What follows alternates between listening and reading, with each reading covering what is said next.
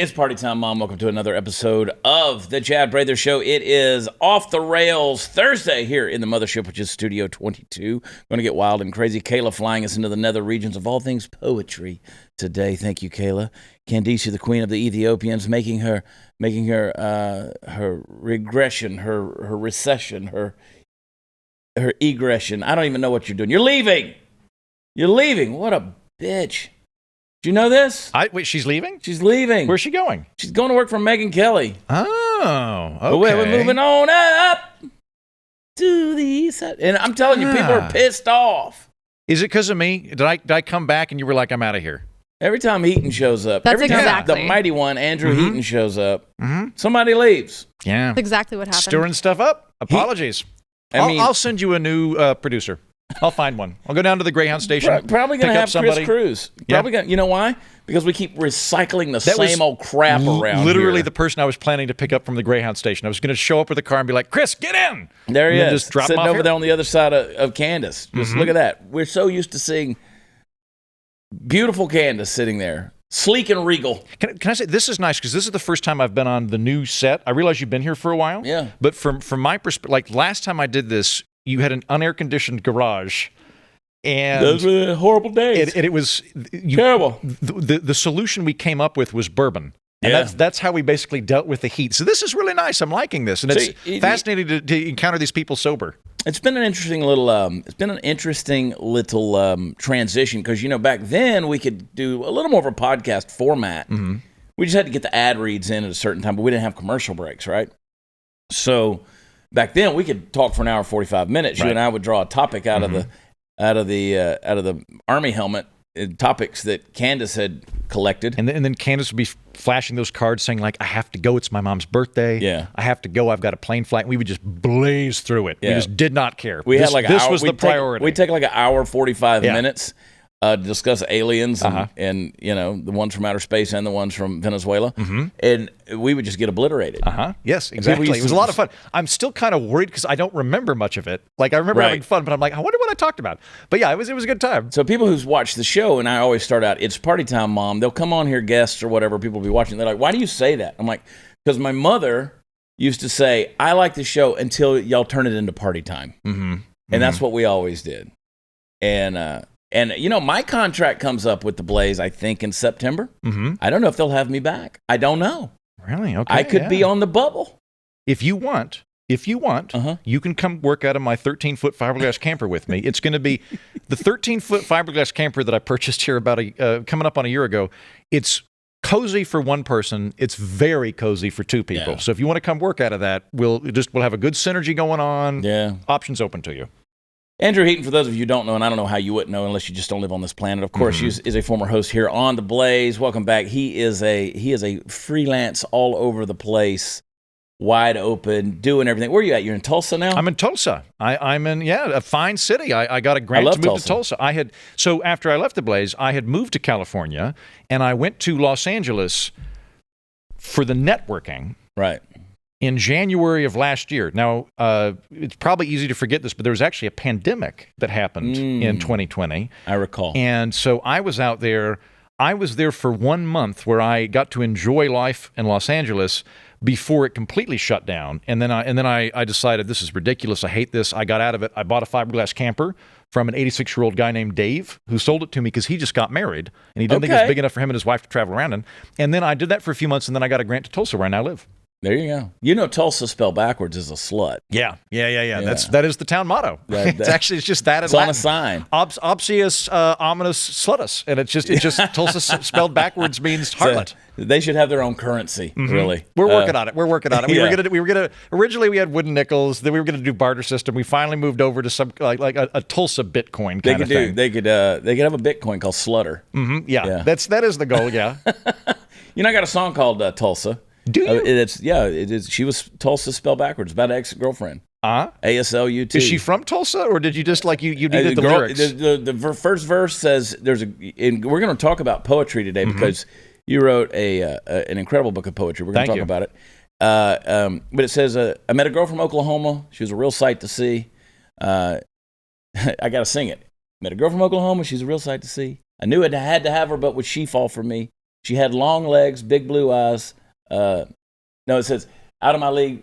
Let me do it again. See, you got to sing it, man. That's the problem. I've been in Mexico. Your speaking brain's not kicking in. You got to go to your singing brain. Put on your karaoke. Exactly. Let your heart light bring it out. I met a girl from Oklahoma. She's a real sight to see. I knew I had to have her, but would she fall for me? Out of my league like a fine Chablis. She came around way too easily. Talk about her having long legs and blue eyes and blah, blah, blah. And then she was Tulsa spelled backwards. ASLUT. Plowed more times than a tractor. She showed her boobies to me. For a moment, I thought that was Steven Pinker. And then I was like, no. Okay, so follow-up question. Do you date women based on songs you want to write? Because I could see you potentially going, I don't have any songs about a redhead. I need a redhead to finish my album. And then like going to a conference or something and dating somebody. I'll give you an idea of that when I come back. But I'm going to take a quick break because I want to answer that question. Okay. It needs answering. Yeah. How much equity do you have in your home? 50,000, 100,000, maybe more. Cybercrime experts are alerting homeowners that the more equity you have, the greater the chance foreign and domestic criminals will come after your home title. Home title theft is one of the fastest growing crimes in America today. In fact, Home Title Lock, America's leader in home title protection, is alerting homeowners that they could already be a victim and not know it. Here's how it goes down. First, cyber thieves search hundreds of public databases for high-equity homes. Next, they pull your home's online title, forge your signature, stating you sold your home and take out loans using your equity. You're not covered by insurance, your bank, or common identity theft programs. Protect your most valuable asset. Register your address right now to see if you're already a victim and receive a complete title history of your home. That's $100 value free. Go to HometitleLock.com, HometitleLock.com. We'll be right back.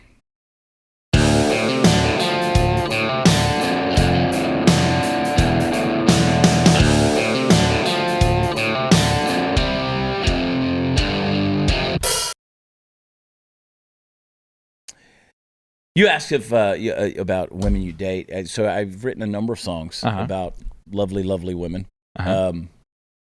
We got one. It says, I knew back in high school I'd make her my wife, spent all those years on a pure virgin life, waited so long for the day to arrive, but on our wedding night I got a surprise. She had a third nipple. It was something to see. Yeah. It was right in the middle. Is that why when you and I... An extra mammary. Oh, I'm sorry. Yeah. No, it's okay. When you and I watch Total Recall, is that why you get so aroused? Pretty much. Like there's the lady with the 3 boobs? Honest to God, I sang that in Utah, in Salt Lake City at a comedy club one night, and this girl raised her hand, and she said, I have one. And I said, you have one what? I'm in the middle of the song, right? And she goes, a supernumerary. And I said, what's that? She goes, what you're singing about. And I said, well, that doesn't really go in the song, but let's try it. So she had a supernumerary. It was something to see. It was right in the middle, an extra memory. Anyway, yeah. Well done. Yeah, so it was, anyway, she came up on stage and showed us. Cool. So now I encourage cities to be like Salt Lake City and like form a line to the right and just come on up here. And 200 years ago, she would have been killed as a witch.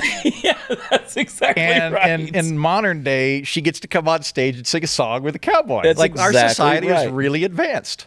And apparently her brother, who was sitting there with her, I don't know if they were betrothed or espoused, but it was Utah.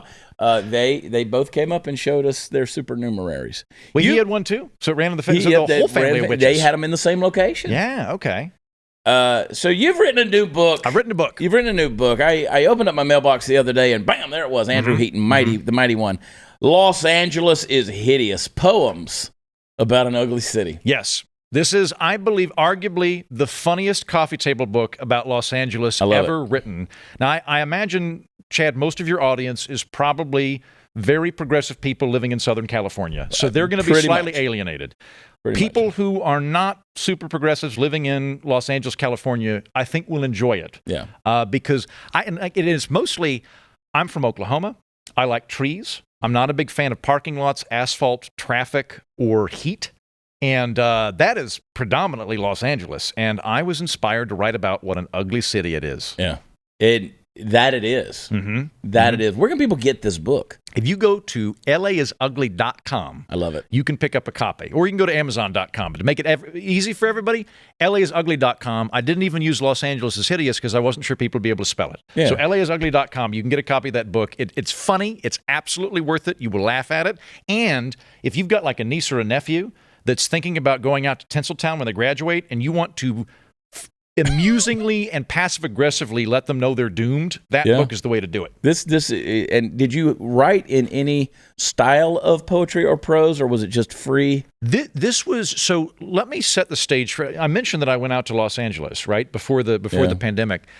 I so viscerally reacted to that city. Like, and I looked at Los Angeles this way. Like, you know how there's these movies you'll watch where like a young Angelou marries just this corpulent 95-year-old guy, but he's got a lot of money.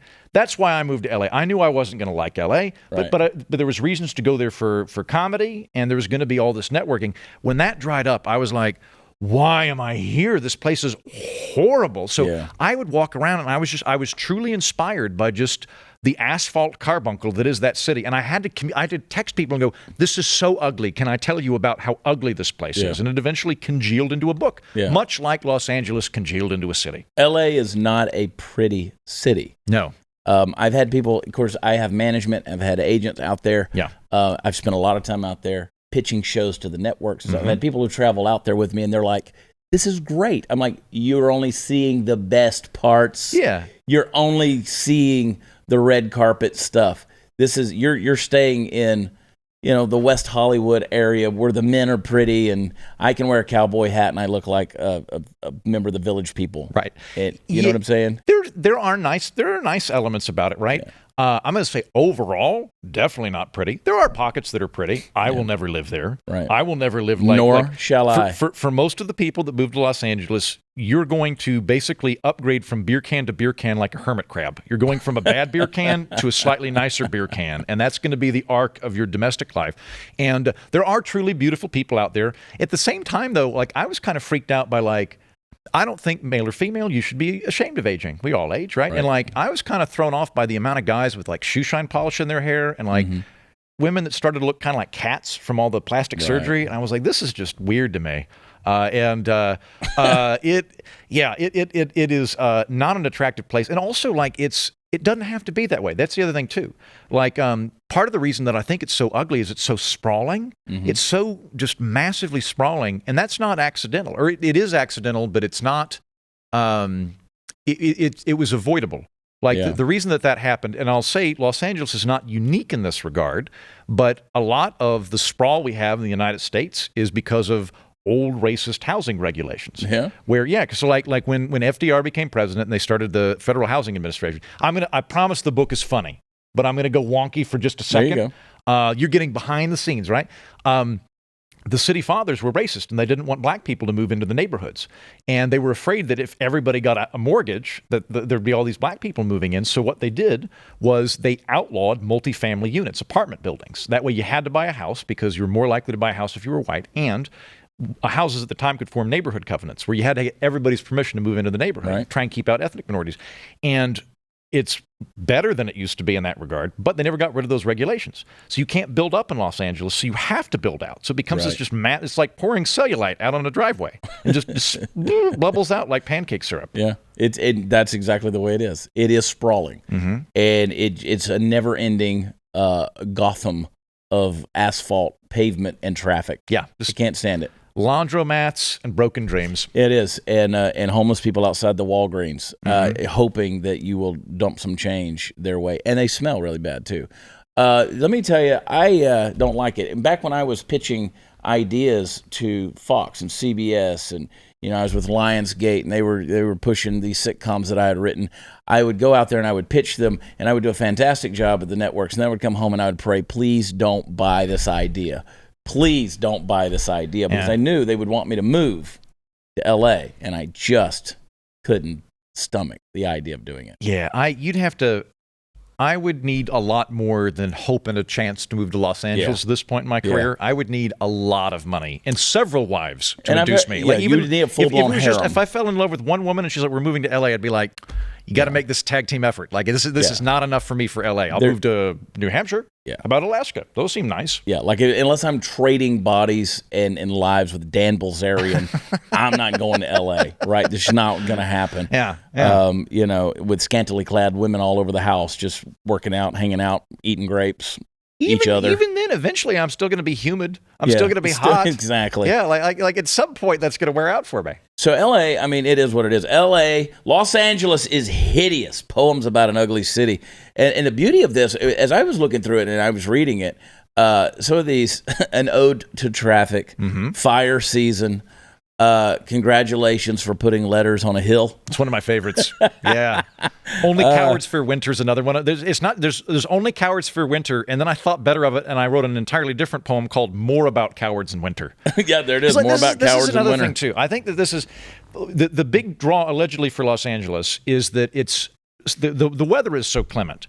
And the problem I have with that is clement. I think you need to have winter to remind you you're going to die. Yeah. I think that is, if you don't have it, aging sneaks up on you, and you wake up and you're 47 and you're wearing a hoodie and you have a skateboard and stuff. Yeah. You need to have autumn where you go, oh, nuts, someday I'm going to die. I need to get my life together, right? Exactly. It's very easy when you're out in perpetual just never summer. Ends. Yeah, you don't feel the times are changing. You're 52 and you're like, I own beanbags. Exactly. I sleep on a beanbag and I'm 52. You need autumn. Right. All the leaves are brown and the sky is gray. Right, yeah. California. Nope, that's not the way it works. The mamas and the papas lied. Yeah, agreed. The mamas and the papas lied to us. But you know what I think is, no matter what sprawling negative existence of a metropolis you existed, you could take these poems and apply them in many ways to a lot of different cities. Yeah. But this, of course, specific to Los Angeles. I like it. Los Angeles is definitely the most Los Angeles. Yeah. It is the most Los Angeles. There are sprawling cities. It's like, I played this game once called Pokemon, and there's like different, they grow. Los Angeles is the end result of all of these different things, and it's a unique thing unto itself. Yeah, and at some point in time, it will fall into the ocean. There's actually a poem about that. It's called The Big One, and it's at the end of the thing, and I'm not, because I don't have it in front of me, and I don't have a very good memory, but basically, lo, the prophets have said, the earth has given itself an enema. Yeah. And that will be when it slides into the ocean. There it is, the big one. One day, the tectonic plates themselves will shudder at the ugliness, the traffic, the cost, the cilantro. And the city will wail and clatter like Jenga blocks at closing time. Saith earthquake? Nay, the earth itself is gagging. When she finally retches hard enough and lets loose the big one, this wretched people clot, this horrid asphalt carbuncle will slough into the drink, and the prophet shall proclaim, lo, the earth hath given herself an enema. Oh, my hope, by the way, Chad, is that this does so well that I become National Poet Laureate. I think that would be quite the coup. You should be the Poet Laureate of California. That would be, you know what? The irony is thick. Figure out, and that might happen too, right? Because like people in Northern California love making fun of Southern California. Of course. People in San Diego, they like making fun of Los Angeles too. Yeah. So I would love, if you're in California and you'd like for me to become your Poet Laureate, you're about to recall your governor, you can probably recall your Poet Laureate. I don't know, like replace that person with me. There's like, and I mean, it's not like there's no plethora of choices out there. Unlike the gubernatorial run in California, there's like 20 running now. Yeah. Well, but it's also like, in California, it's a rite of passage. This happens except last time I feel like it was more interesting though, right? Because like last time they had a governor recall, like Arnold Schwarzenegger ran, Gary Coleman ran, a bunch of like adult film stars ran. Like it was really interesting. And this time around, there might be such people running, but I don't know of them. I'm not getting that news. Have you? Caitlyn Jenner's running. Okay, Caitlyn Jenner's running. I saw Caitlyn last week. Really? Here in Dallas. Okay. She was at the CPAC convention. And she walks like a man. She walks like a man. Very feet kind of like duck feet. Is she a Republican? She is. Then I'm like, if you're one of the people that voted for Trump because you wanted to have a bull in a china shop and you wanted to make liberal heads explode, having a Republican transgender governor would be the way to do it. That would definitely be the way to do it. That would be the way to like really. But she's getting a lot of support. A lot of support. People always ask me in my governor run, they say, do you have skeletons in your closet? I say, yes, I do. My skeletons are out there, but at least I don't have a boner in my dress. Huge difference. Huge difference. Yeah.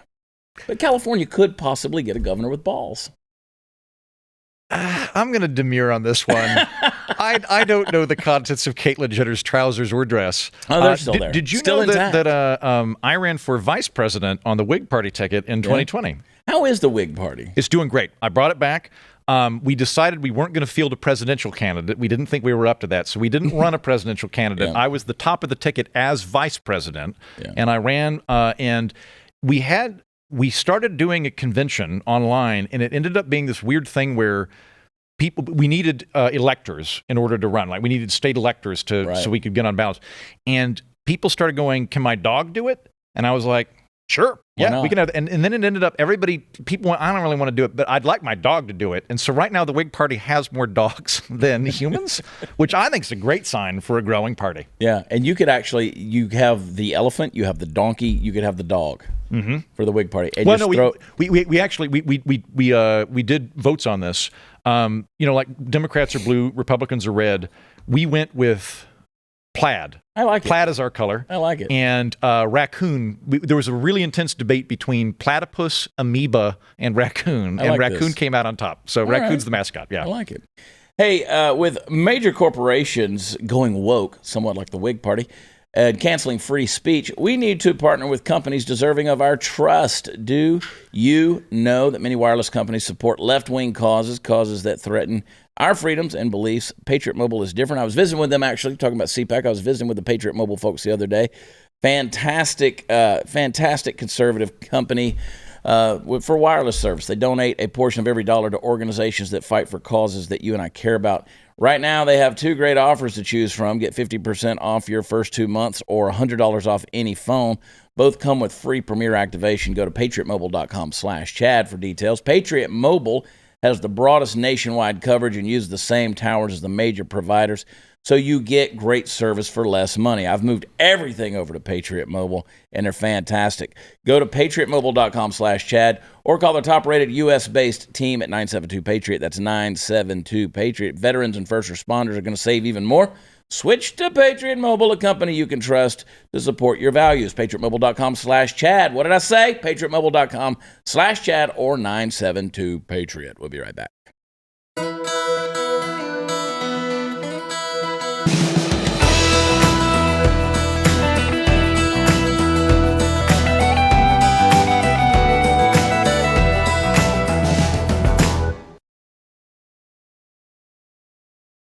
You know I'm running for governor.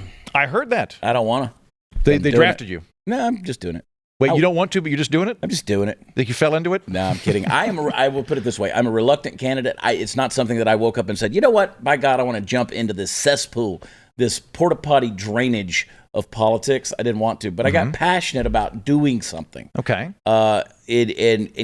Working to get government out of people's lives. That's people like, what do you want to do? I was like, I want government to do its thing and remain in the shadows and represent people and function in such a way that you don't even think about them doing it. That's how good your life is. You know, I think it was whoever maybe founded Cato. I think had a line about the best government on the planet would be the best country on the planet would be one where you're not afraid to drink the water and you can't remember the name of the president. That's exactly right. And I'm like, I buy that because I'm not an anarchist. I want there to be a government. Sure. There's stuff it needs to do, but I don't want it to be the overall thing in my life. And I also because I do political media. Like I host a show called The Political Orphanage. That's my podcast. So I'm involved in this world, and I'll talk to friends, and they'll be apologetic if they don't follow politics. And I'm like, first of all, you shouldn't be, because if you don't I probably only vote for 3/4 of the things on the menu because I don't know the other quarter, and I don't want to screw up the election by being an idiot. So I withhold if I don't know what I'm doing. But beyond that, we live in a republic. One of the great things about America is you don't have to be political all the time. You can go live your life. You can go to the movies. You can do these things. There are times where you need to step up and do stuff. Yeah. But for the most part, though, politics is supposed to be secondary to the American experience. It's not supposed to be the thing we all do. Yeah. The thing we all do is nothing, because we're an individual country where we define what happiness is and what our purpose is. That's why when I say things like being a reluctant candidate, people are like, well, what do you mean? You don't care? You're not passionate about what you're doing? You're not in it to win it? Huh? And I'm like, no, you're missing the point. Politics should be boring. But prior to let's say the Clinton administration, maybe maybe you could go back to Reagan. I don't know. You knew some of the cabinet members. Yeah. You knew their names. Right. Then by the Trump administration, you knew every effing person that was in the cabinet. Well, I knew the Department of the Interior. That's messed up. You know, I should not know who the name of the Department of the Interior is. Everybody's being indicted, persecuted, prosecuted, accused, alleged. I mean, it's like we've made this a hobby. We've made it a passionate hobby, and we're just like, we're all political science experts online. I've thought a lot about this, and what I think is causing that is, I think, two phenomena. We were talking earlier about, like, I'm a secular guy, so I'm not saying this to try and get people to go to church, because I don't go to church. But I think that there's an endemic religious impulse to human beings. I think that it's inbuilt. I don't think it's some kind of weird intellectual parasite a la Dawkins. I think that there's an impulse in people to be a part of a group and to have a philosophy that brings order to an otherwise chaotic universe. And religion has historically done that. There are other things you can do. I love Star Trek. That's what I got. I got Star Trek. I've got Gene Roddenberry and Star Trek conventions. Works for me. But for a lot of people, they dropped religion, they kept the impulse, and they settled on politics as the thing that they're going to get out of that void, which I think is a horrible, horrible substitute, because you can be Lutheran without hating Catholics. Right. You can be Jewish without having to go defeat the Muslims. Religion can absolutely do that and has, but it doesn't have to. Politics is predicated on beating other people. You got to beat somebody else. And if you're going to make that the center of your worldview, that is not a healthy thing. And the other thing that I think has happened is we've really had, over the last 30, 40 years, a decline in social capital in the United States. And it's a bunch of different factors that have happened. But it used to be, if you were to go back to 1960, and like Robert Putnam talks about this in Bowling Alone, we kind of peak around the mid-60s, late 60s. You probably knew your neighbors. You probably were part of multiple civic organizations, which meant you were part of the Elks Lodge. But you were also in a bowling league, and maybe you were in a garden club, and all these different things. And the result of that was that first of all, you knew people other than their political identity. You and I would know each other because we're part of the Bow and Arrow Lodge. We go shoot bows and arrows, right. And you're a Republican and I'm a Whig. But you know what? I know Chad is a straight shooter, a literal straight shooter with arrows. Yeah. And then like I go to the Lutheran church, you go to Lutheran church, we're both deacons. And we understand each other as humans primarily, and then we understand each other as political. And as that's all atrophied, the only remaining thing people are a part of, a lot of the time, is politics. Yeah. And I think that it's such a corrosive thing. It would be far better to understand people as multifaceted, as having different interests, as having different things, and their political orientation being secondary to who they are as a person. But we've made it front and center, and I think it's very dangerous. Well, and you've alluded to this in conversation, talking about how, you got comedians. We're both comedians. We've both, we tell jokes for a living. We're lighthearted. We're tongue-in-cheek, right? But the first thing you want to do, a lot of these comedians, they jump on Twitter first thing in the morning. They wake up and they start going after each other. Yes. And it gets toxic. That's why I'm pretty much not even on Twitter anymore. I basically go on Twitter to. It is helpful for networking. I see the news and a little bit of networking, and I check the messages every now and then. I'll check the messages, and otherwise I tweet out jokes and things. But I don't. First of all, I don't want to waste my life fighting with strangers who are probably sitting on a toilet right now. On a toilet. That is the dumbest thing I can do with my time. Learn guitar. Be like Chad. Exactly. I tell people all the time. If I learned guitar instead of being on Twitter, I could have turned Los Angeles Is Hideous into an album, and I would have 3 wives and $1 million right now. That's exactly right. But instead, I wasted my time tweeting, and now I don't know how to play guitar. Go get my album filled with my musical poetry, Y'all Shut Up, which was #1 in the charts for quite some time. Comedy charts. But there weren't any new releases. But I do think you're right, though. I think social media is another part of this, because it gives you, it gives people a sense of applause, and then people really want to be on a team, and people also crave opposing a team. It's not just that I want to be on a team, I need a team to fight. And that can be funneled in good ways. In the market competition is a good thing. It makes stuff cheaper. Yeah. It can be like, if we're attorneys, we need to be competitive as attorneys. That's how the system works. Sports, wonderful example of benign rivalry happening that you can funnel that impulse into. But when you put it in politics, it becomes this whole other beast, and it makes everything toxic. It's so toxic. We used to sit on the toilet and read the shampoo bottles. We were kids. I mean, we just try to figure out what the hell tetracyclate number 5 was and why we were rubbing it on our head. And study the wallpaper patterns and whistle and hope the JCPenney catalog would come in. And they would have an extra page of lingerie if you were a 13-year-old. I mean, that's the only place I could find cleavage in Oklahoma. Right there, I'm from the town in Footloose, basically. Now we take our phone in there and we sit on the toilet for 30 minutes and we peruse social media. every phone on the planet has been on the toilet with us, and then they flush the toilet, and the aerosolization occurs, and the contents of the bowl coats everything within a 15-foot radius, and then you have a doo-doo phone. This phone has been contaminated, and you're going to put it up against your face and then bitch at other people for not wearing a mask about COVID. I had not thought about that, and you just changed my life. Hold on, wait, I don't want to lose track of something. So I am not in the thick of politics because I'm not running for it. I, as we know, am a very funny poet, right? So everybody loves me. Yeah. You're running for governor. Is now that because you've been a political commentator, you're now a political candidate.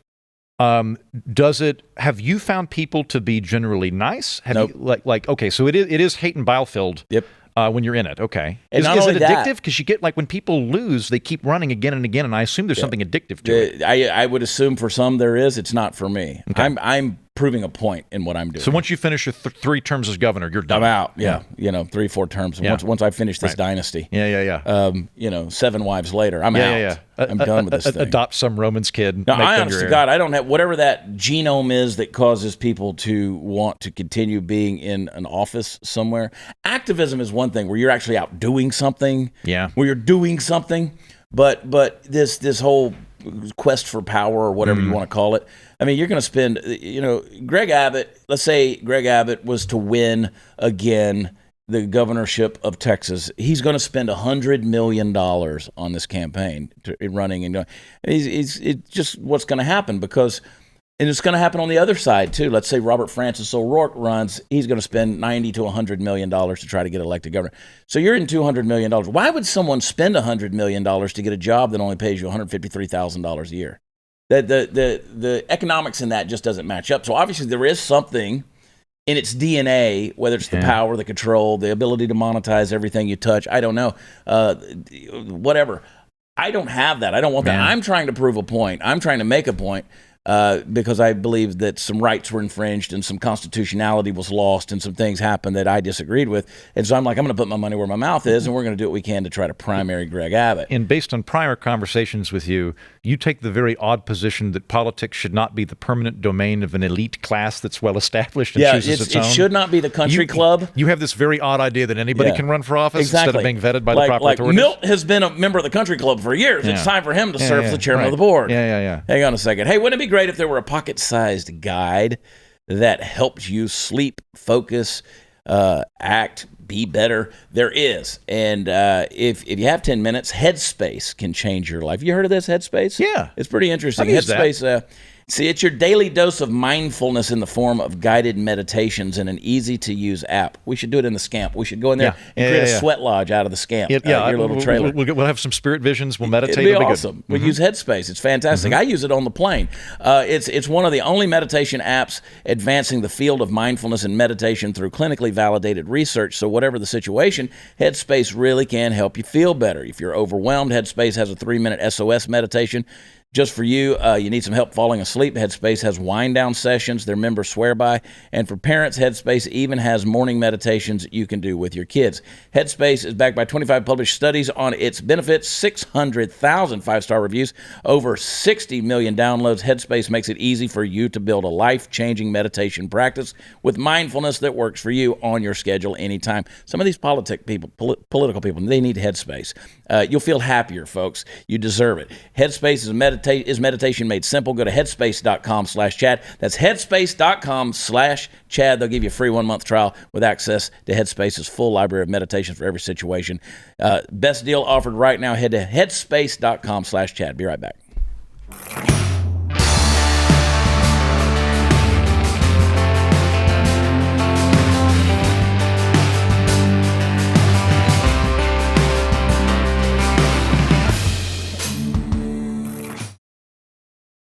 So if you were going to run for office, what would you do? There are 3 jobs I would have in politics gladly. Yeah. If you ever become president, I think I'd make a very good ambassador. I think I'm good at communicating between groups. I'd enjoy that, right? But you can't run for ambassador, unfortunately, so I can't do that. I don't have enough money. I would really enjoy being a small town mayor. I think that would be fun. And I would really enjoy being a state legislator. The reason I say that is I like policy a lot. I enjoy it, and I enjoy coming up with solutions to problems, and I like meeting people. But I don't think I'd want to do anything more than that, because the idea of politics where I'm basically meeting all of my constituents personally and I can interact with them personally and go, I get where you're coming from. This is where I'm coming from. I like that. When you start scaling up, the amount of influence you have of the situation diminishes a lot, and then the nature of the campaign changes. Because I think the way we're currently doing American politics, where we have a two-party system and it's not an open primary, you're running for a specific group of people, and a lot of the time you do that by putting up a lightning poll of how much you hate the other group. I don't think hate's a good thing. I agree. So I don't run based on hatred, right? I don't. My personal life's not that way. So I think I could, like, on a low level, I could be like, look, I'm here to represent everybody. Like, you're a constituent, and your views are always welcome. That kind of thing. Anything above that, I don't think I could win, and I don't think I'd want to do it. Yeah. So I don't think I could win now. But maybe when I'm 60, I could be a state legislator. There you go. I that's why I've been hitting small town Texas. Like, I haven't been going to the big cities. Fort Worth, I'm there. Well, this show's airing tonight. I'm there tonight, Thursday night. That's as big as it. I mean, I'm in little towns, in these little small pockets of Texas, and I go out and I, with nothing to gain but to be able to shake somebody's hand and hear their story. That's where we've been campaigning. Mm-hmm. I jokingly tell people we're as grassroots as it gets, which is politispeak for we're broke, right? We don't have the multinational corporations. We don't have the lobbyist groups. We don't have the big donors. We don't have any of that stuff. Just $1 here, $2 there. We're doing great. We haven't spent a dime on advertising yet. Which is phenomenal. We can't continue to function that way. It's got to be more than social media and Blaze subscribers in the state of Texas that are supporting us. But no, it's gotten. What I've discovered is when you say you're going to run, when you're in the entertainment business, people put you over here and say he's in entertainment. He's eclectic. He's eccentric. He just does things. Yeah. He gets away with it, right? When you throw your hat in the ring to do politics, now they're going to analyze every move. Well, he said this. I mean, did he mean to say that? Did he? Was this? I mean, and you're not somebody. You don't run what you're thinking through a focus group. No, I don't. I've never known you to be somebody that has a lot of inner censorship mechanisms. Yeah, there's not a fine silted filter. And so, but I discovered that there are hired trolls out there. Yeah. So they'll literally hire people who will have, I don't know, maybe 50 Facebook profiles. And they'll just flop between profiles and they'll come onto your deal and they'll just troll it with some negative thing. They're not real. It's not a real deal.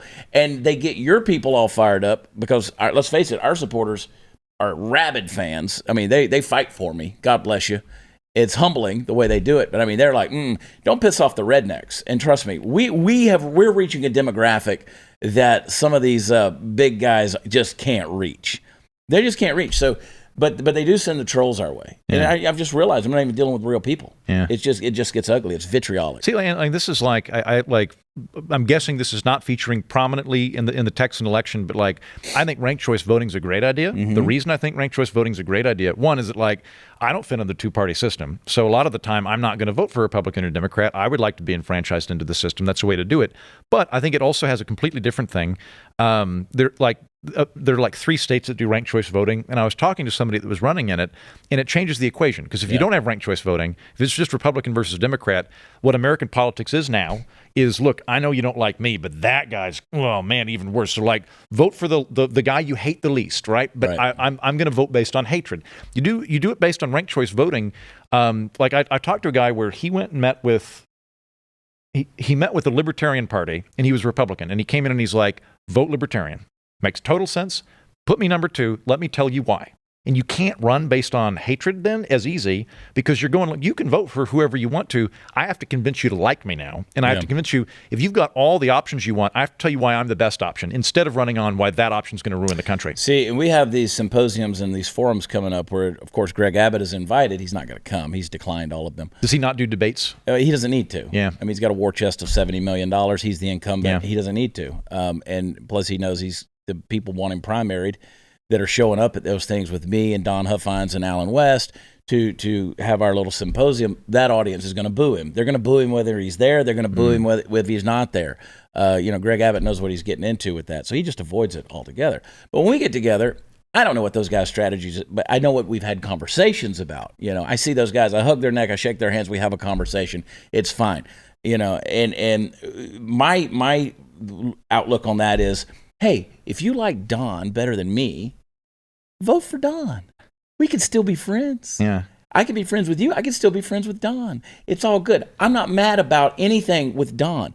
Don didn't take my constitutional rights. Don didn't spend $295 million on contact tracing last year. Taxpayer money. Don's not crowdsourcing a wall.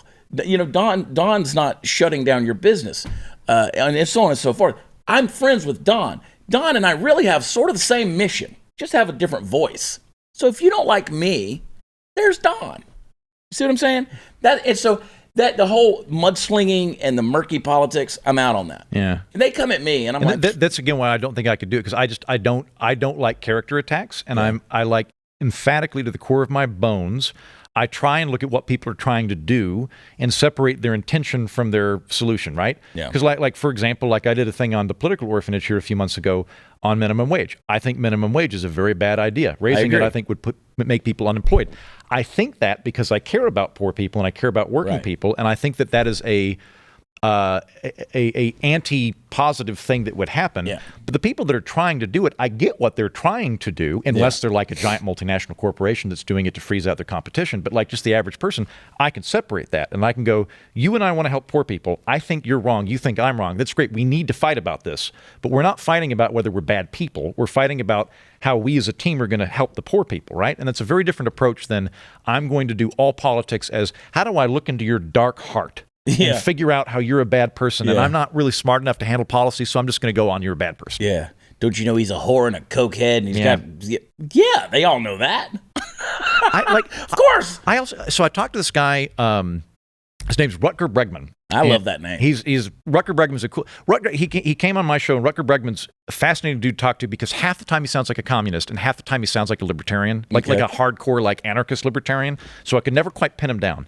But he wrote this book that's basically talking about how people are, for the most part, good. You actually don't need to worry about most people. Like if the lights go off, we're not going to kill each other with brakes. Don't worry about that, right? And he talked about how basically, the further you get up on the political food chain, the more likely you are to be a sociopath. Yeah. Not everybody is, but like he talked about how typically in politics, having a profound sense of shame is a hindrance to you. Yeah. So like when you're looking at like mayors and you're looking at city council people, they tend to be very rooted in the opinion of the people around them. Right. The higher up you get to like the Senate level for president, things like that, you're not worried about shame, and it almost makes you different than the rest of the population. It gives you an edge over people like me who have no backbone and are very influenced by shame. I like Rutger Bregman. He's good. Hang tight. More about Rutger.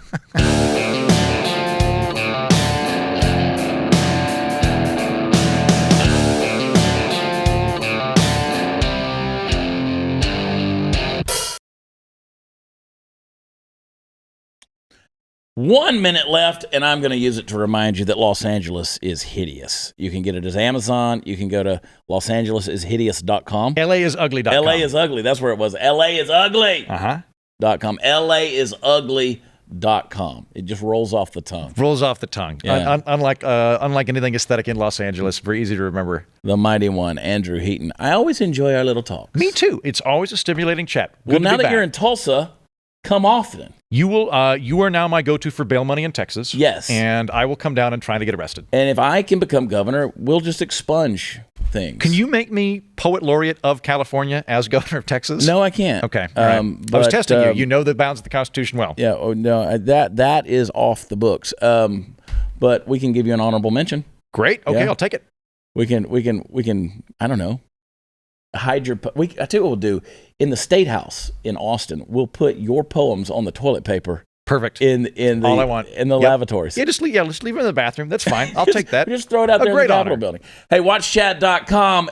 Come see me in Roswell, New Mexico, Saturday night. Me and the Ragamuffins. Watchchad.com is where the fun stuff is. Thank you for watching. We will see you next week. Love you. God bless you. Talk to you then. Bye.